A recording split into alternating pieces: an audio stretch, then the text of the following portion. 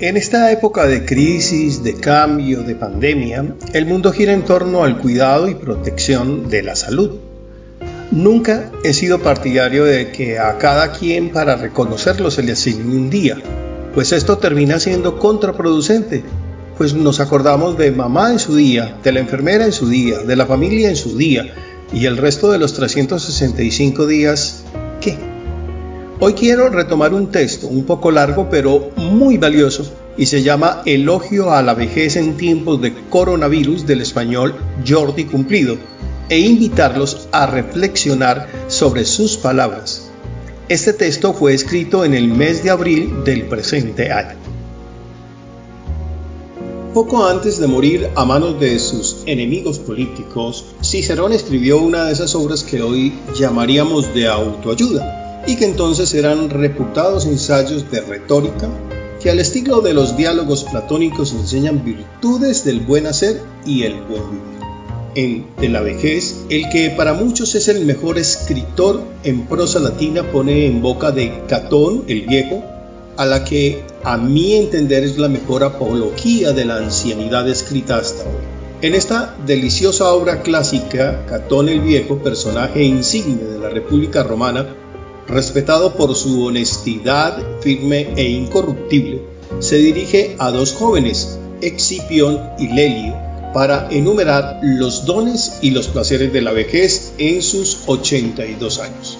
Una de las razones que esgrime el Viejo es que las grandes hazañas no se realizan por la fuerza o la rapidez, sino a través del consejo y de la autoridad. Lo que otro clásico, Aristóteles, entronizó en su Ética a Nicomaco como la mayor de las virtudes, la templanza. Dice Cicerón por medio de Catón que si queréis escuchar historias de países extranjeros, encontraréis grandes estados arruinados por sus dirigentes jóvenes, pero estos mismos estados fueron regenerados y sustentados por dirigentes ancianos. Pero Cicerón advierte, la vejez no es un tiempo de renuncias. Si a los jóvenes les pertenecen las armas, los caballos, la natación y las correrías, dice Catón el Viejo, a los ancianos corresponden los dados y las tablas, porque sin aquellos placeres también se puede ser feliz. ¿Pueden ser comparados los placeres de la bebida, los banquetes, los juegos, el sexo con aquellos placeres de la mente? Ciertamente estos son afanes de los estudiosos, de los prudentes y los bien formados, y crecen en proporción a la edad. De ahí aquella afirmación de Solón: se envejece aprendiendo cada día muchas cosas. Y es que el gran tema de la obra es el vigor que se encuentra también en la vida y que obliga a entender esa etapa de la vida como una más, aceptarla y aprovecharla. Y por eso Cicerón recuerda que en su vejez Catón, el Viejo, aprendió griego y Sócrates aprendió a tocar el arpa. En uno de los pasajes elogio también a la sociedad espartana como aquella que en la historia se ha revelado como la más propicia para la vejez. Se cuenta que durante los grandes juegos de Atenas, cuando se representaba una obra en el teatro, un anciano pasó por delante de los atenienses y ninguno se levantó. Pasó después por delante de los lacedemonios y al verlo se levantaron todos cediéndole el sitio. Por eso, el gran defensor de la sociedad lacedemonia, Esparta, como poseedora de los valores arraigados en la esencia de la tradición griega, fue Platón, que en la República pone en boca de Céfalo un ardiente discurso a favor de los ancianos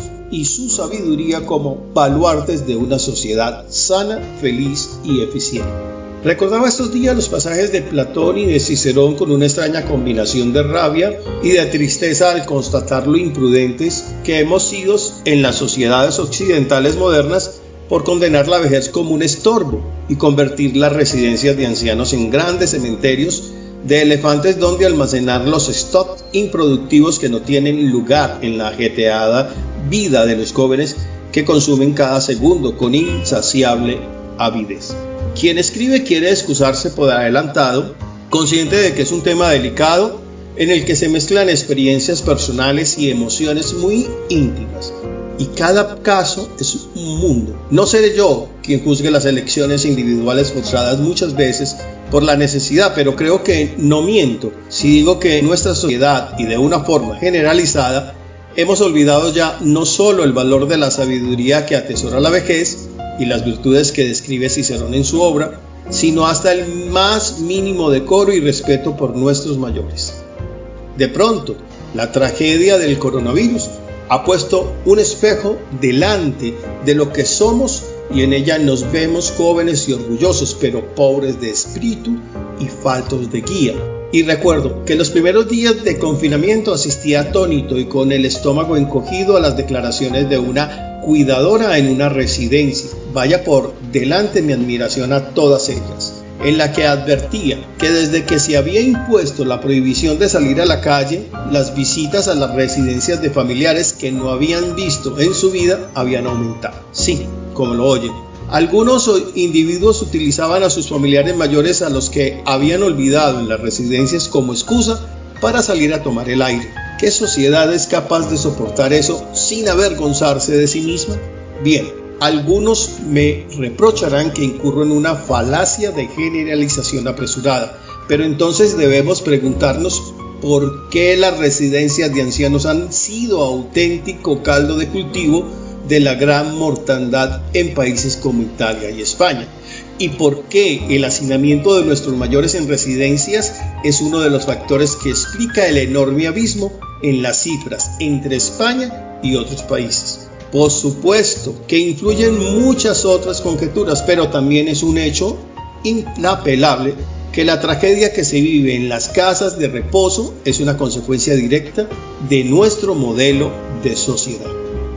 Hace ya varios años que vivo en Belgrado, capital de Serbia, que a pesar de disponer de un sistema sanitario sumamente precario, registra solamente en el momento de escribir este artículo 6.630 contagiados y 125 muertos. Con el sistema público sanitario más avanzado del mundo, España ya supera los 220.000 casos confirmados y cerca de los 23.000 muertos. No se me escapa ninguna de las grandes diferencias entre ambas realidades, como el hecho de que en España hay muchísima más movilidad tanto dentro del mismo país como de entradas y salidas del extranjero que en Serbia, un país un poco turístico y con movilidad interior más bien reducida. Pero reflexionando sobre ello, estos días he caído en la cuenta de que la dicotomía entre ambos modelos de sociedad puede ser un factor explicativo más que convincente para ayudar a entender la diferencia de muertos y contagiados. En Serbia, como en otras sociedades del este que mantienen estructuras sociales patriarcales y tradicionales, el cuidado de los ancianos es un principio innegociable y que alguien pase sus últimos años y muera en su caso se conserva como un acto de humanidad fundamental. Incluso cuando una persona mayor está muy enferma, sus familiares directos prefieren pagar los servicios de un cuidador o cuidadora a domicilio que llevarlo a una residencia de ancianos, lugares que, por otro lado, están bastante mal vistos socialmente. Cuando saltaron las primeras noticias de la llegada del coronavirus en Serbia, fue relativamente fácil confinar a los mayores en sus casas y evitar la escabichina que ha sucedido en centros de mayores masificados como en Italia y España. En España, los profesionales encargados de desinfectar los centros han denunciado la situación de abandono que en algunas residencias de ancianos llegaban a lo infrahumano, y lo peor no es que a algunos familiares les venga de nuevo, sino que a algunos otros seguramente ni les importa. Se trata sencillamente de que en este mundo de la diversión y del vivir a tope y vorazmente, de las ocupaciones y el estrés, del éxito y las redes sociales, compartir tiempo con nuestros mayores, aprender de ellos y regalarles nuestra compañía ha dejado de ser una prioridad y no entra en nuestros planes. Yo no sé ustedes, pero yo tengo la sensación de que estos días flotaba en el ambiente una sensación compartida, aunque imperceptible, de que en el fondo se mueren los viejos, ya que les toca. ¿O acaso el coronavirus no hubiera sido metabolizado por la sociedad como una tragedia mucho mayor si en vez de cebarse con los ancianos hubiera sacrificado a nuestros adolescentes y a nuestros jóvenes? Yo me niego. No, a ellos no les tocaba morirse. A nuestros mayores les tocaba vivir como decía Cicerón, con la plenitud que ofrece la sabiduría de los años y todo el potencial que puede brindar a la sociedad, más inclusive en estos tiempos de desasosiego y desesperación.